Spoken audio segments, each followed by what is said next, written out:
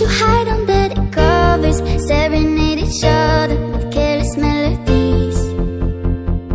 Something buried deep inside us, the major and the minor were like piano keys.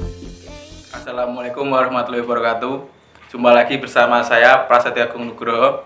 Pada kesempatan kali ini saya akan menjelaskan mengenai pendidikan yang kaitannya dengan pengajaran, pelatihan, dan bimbingan. Yang pertama yaitu pendidikan. Dalam Kamus Besar Bahasa Indonesia, pendidikan adalah proses pengubahan sikap dan tata laku seorang atau kelompok orang dalam usaha mendewasakan manusia melalui upaya pengajaran. Dalam perspektif yang luas, pendidikan diartikan sebagai keseluruhan pengalaman belajar setiap orang sepanjang kehidupannya atau lifelong education yang bisa terjadi secara formal, non-formal maupun informal. Sehingga pendidikan tidak ada batas waktu dan tempat, kapan saja, di mana saja, disengaja atau tidak.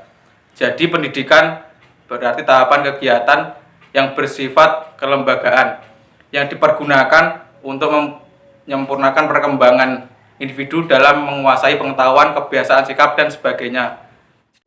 Yang selanjutnya yaitu pengajaran. Pengajaran merupakan totalitas aktivitas belajar mengajar yang diawali dengan perencanaan dan diakhiri dengan evaluasi, yang kemudian diteruskan dengan follow up atau tidak lanjut. Secara lebih jelas, dapat dikatakan pengajaran adalah kegiatan yang mencakup semua atau meliputi seluruh kegiatan yang secara langsung dimaksudkan untuk mencapai tujuan-tujuan khusus pengajaran.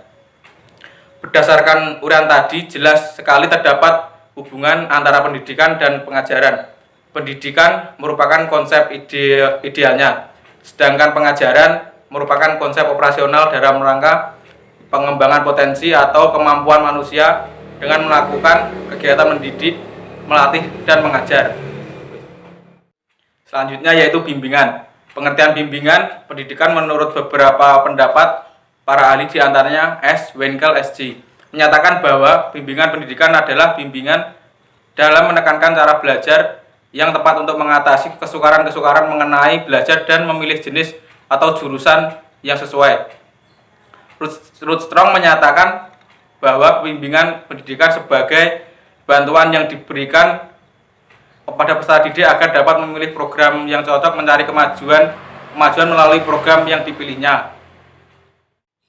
Yang selanjutnya yaitu pelatihan. Tujuan dari pelatihan merupakan standar kualifikasi bagi pencapaian kemampuan atau kompetensi dari suatu proses. Istilah dalam belajar mengajar, memuat kemampuan spesifik, hasil, dan pemenuhan kompetensi yang diharapkan, dan menggunakan kata operasional yang jelas dengan ciri sebagai berikut: dapat diamati, dapat diukur, dapat dilakukan, dan ada batasan waktunya. Jadi dapat tarik kesimpulan bahwa pembelajaran dan pelatihan adalah implementasi wujud dari pendidikan. Pembelajaran dalam pengertian praktek transformasi nilai-nilai mendidik terhadap peserta didik melalui pembelajaran formal, informal, maupun non-formal.